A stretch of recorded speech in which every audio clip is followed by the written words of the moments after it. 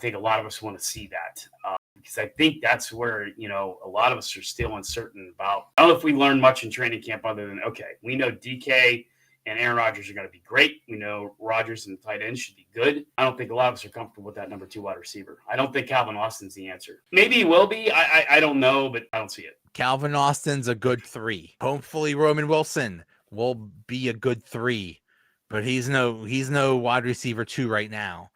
Yeah, we still need somebody. And you say, oh, wow, you could get by with DK and the guys that they have now, especially tight end and stuff. It's like, that's not the problem. The problem is if DK gets hurt, and then we're in the exact same situation we were last year when we lost our wide receiver 1.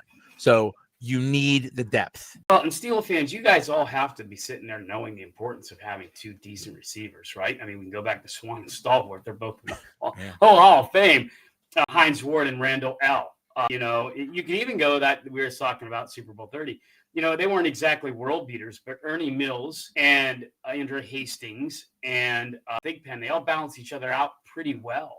It was a decent receiving corps. It certainly wasn't Mike Orvin and Alvin Harper or Mike Orvin and Kyrie Williams, but it was a decent receiving corps, and I think that's where, we know we have one.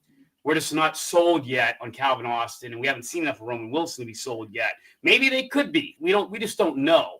And that's where I think that's what we just didn't learn as much in training camp as we would like to have. And, neither one of them have proven themselves yet. And, man, nobody knows how to do contract negotiations bad like the Cowboys. I mean, it's always an issue with them. In 1993, Emmitt Smith held out. I remember they went 0-2.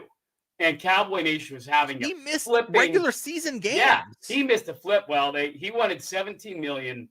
They gave him 13.6, which put him at, Thurman Thomas is 13 points. So Jerry Jones for